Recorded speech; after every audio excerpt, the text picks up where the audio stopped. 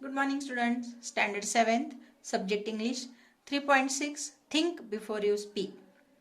So let's we see what is the lesson is about. Think before you speak. Man was meant to listen more and talk less. पहिलीच ओळ काय बघा. माणसाने कसं असलं पाहिजे, खूप ऐकलं पाहिजे आणि कमी बोललं पाहिजे. Listen more and talk less. That is why, as the great British statesman Benjamin Disraeli said, nature has endowed man with 2 ears and 1 mouth. म्हणून ब्रिटिश स्टेट्समन बेंजामिन काय म्हणतात की निसर्गाने आपल्याला काय केलेलं आहे, 2 कान आणि 1 तोंड दिलेलं आहे. म्हणजेच आपण लिसन मोर केलं पाहिजे आणि टॉक लेस केलं पाहिजे. म्हणून आपल्याला कान 2 आहेत आणि बोलण्यासाठी जे तोंड दिलेलं आहे ते एकच आहे. If man was mean to talk more and listen less, he would have 2 mouths and only 1 year.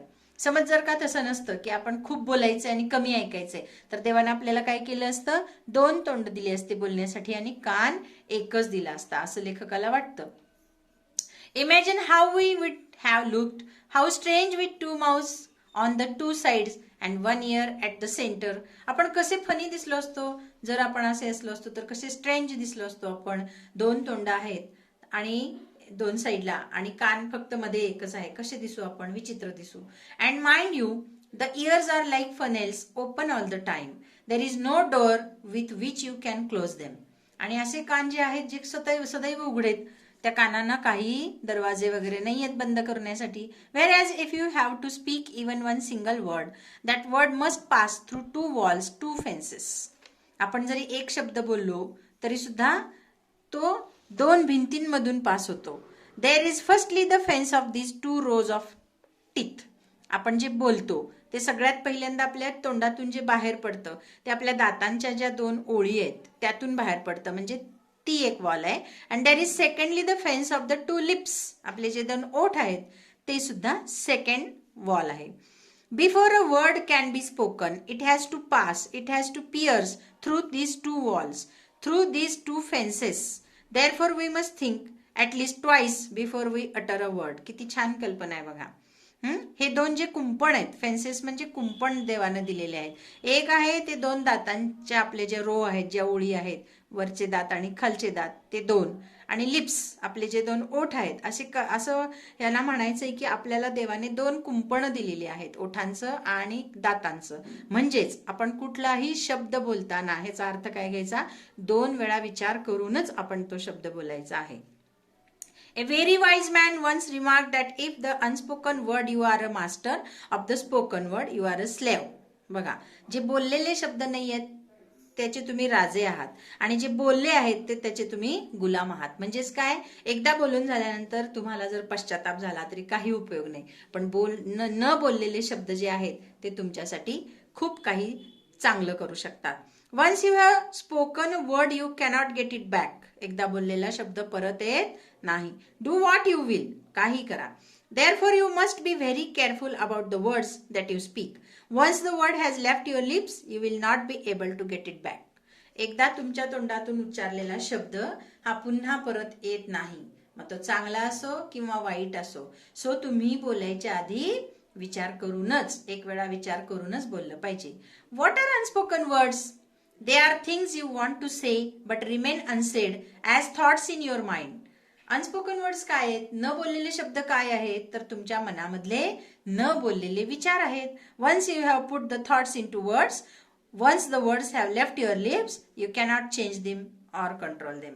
हे जे तुमचे विचार आहेत ह्यांचे शब्द होतात आणि हे शब्द तुमच्या तोंडातून, तुमच्या ओठातून बाहेर पडतात आणि एकदा बाहेर पडले की तुम्ही त्यांना कंट्रोल करू शकत नाही. सो बोलायच्या आधी तुम्ही 2 वेळा विचार करा. कोणालाही चांगलं कोणालाही वाईट बोलायच्या आधी तुम्ही 2 वेळा विचार करा.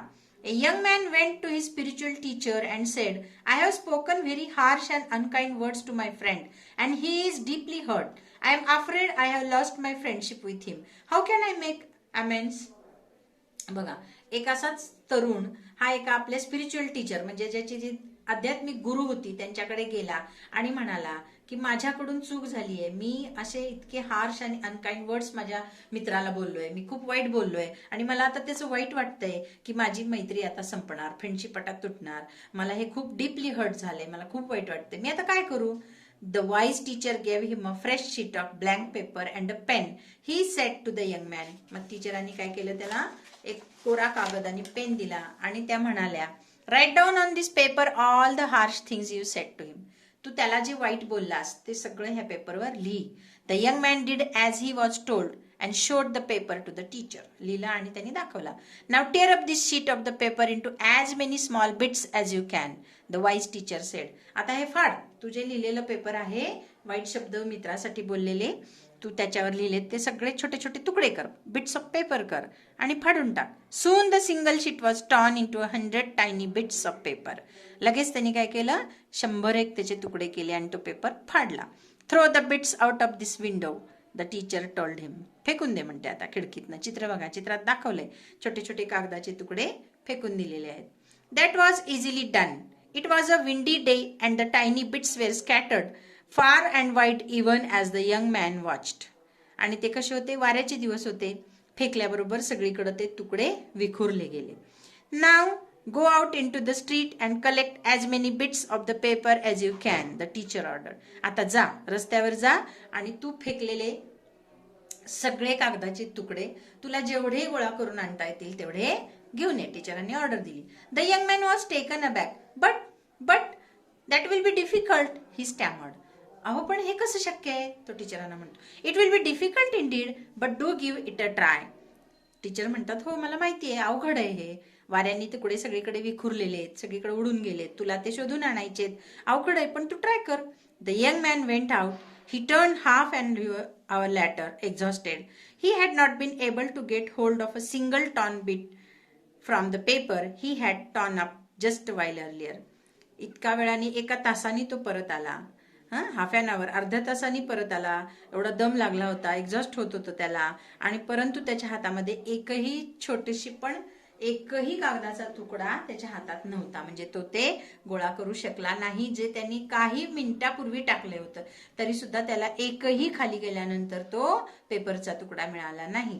दिस is what happens with the spoken word. Teacher काय म्हणतात बघा, हे असंच होतं, आपण जे शब्द बोलतो त्यांच्यासोबत हे असंच होतं. Once you have spoken the words aloud, it is very difficult to take them back. Therefore, learn to think before you speak in anger. बघा, हे असंच होतं, म्हणूनच आपण एकदा बोललेले शब्द परत घेऊ शकत नाही. त्यामुळे दुसऱ्यांना रागात बोलण्याआधी तुम्ही 2 वेळा विचार करायचा आहे. कोणालाही वाईट बोलण्याआधी तुम्ही काय करायचं आहे, 2 वेळा विचार करायचा आहे. So, see this one. Socrates was one of the wisest men of the ancient world. Many were the youth whose lives influence of the for the better. Socrates counseled his disciples to keep their mouths shut and speak only when absolutely necessary. Socrates जो होता त्यांनी काय सांगितलेलं होतं, वायजेस्ट man of the ancient, पूर्वीचा प्राचीन काळातला अत्यंत हुशार असा सॉक्रेटिस होता. त्यांनी काय सांगितलं होतं त्याच्या सगळ्या दरबारातल्या लोकांना, की अजिबात बोलायचं नाही, अगदी गरज असेल तेव्हाच बोलायचं, नाही तर तुमचं तोंड बंद ठेवायचं. Oh wise one, how may we know when it is right to speak, they asked. मग ते म्हणायचे, अहो बरोबर आहे, तुम्ही म्हणताय ते आम्ही करू, पण आम्हाला कसं कळणार की आम्ही कधी बोलायचं. मग ते काय म्हणतात बघा, open your mouth to speak only after you have asked yourself 3 questions and received an affirmative answer to each of the 3, replied Socrates. ते म्हणतात तेव्हाच तुमचं तोंड उघडायचे जेव्हा मी विचारलेल्या 3 प्रश्नांची तुमच्याकडे समाधानकारक उत्तर असतील. What were the 3 questions? कुठले होते प्रश्न? The first question we must ask ourselves before we speak is it true? बोलण्याआधी आपण स्वतःला एक प्रश्न विचारायचा आहे, हे खरं आहे का? आपण जे बोलतो आहोत हे खरं आहे का? 3 प्रश्न विचारायचे सॉक्रेटिसने सांगितलेले. कुठले? First one is it true? खरं आहे का? If we are not sure about the veracity of what we are saying, it is better that we do not utter a word. When we utter words carelessly, we ourselves become transmitters of untruth. आपल्याला एकदा खात्री करायची, आपण जे बोलतोय ते सत्य आहे का, खरं आहे का, तरच बोलायचंय, अदरवाईज काहीही बोलायचं नाहीये. The second question to ask is it pleasant? जे आपण बोलतोय ते चांगलं आहे का, चांगलं वाटेल का? हे जे आपण बोलतोय दुसऱ्याला, हे ऐकल्यानंतर त्याला चांगलं वाटेल का, आवडेल का? Many are the empty remarks and vain statements that people make in idleness to hurt others. उगीच आपण काहीतरी नको असलेल्या ठिकाणी बोलतो आणि दुसऱ्यांना हर्ट करतो. It is better that these unpleasant words remain unspoken. मग असे अनप्लेझंट वर्ड जे आहेत, नको असलेले जे दुसऱ्यांसाठी जे वाईट शब्द आपण बोलतो ते बोलायचे नाहीयेत. ते बोलण्याआधी आपण विचार करायचा आहे आपण जे बोलतोय त्यातले शब्द चांगले आहेत का. Is it pleasant. First question is it true. Second question is it pleasant. Now the third question according to Socrates is it useful. Important thing, third important question is it useful. हे उपयोगी आहे का.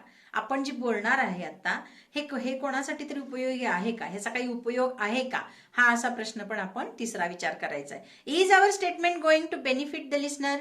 Will our words bring comfort to someone. Are we likely to help someone with what we say.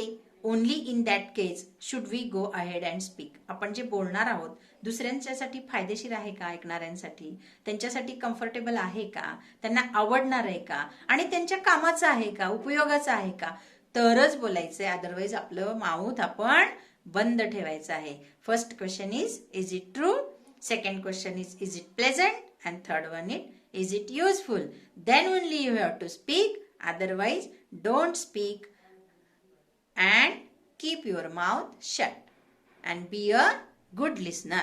Thank you.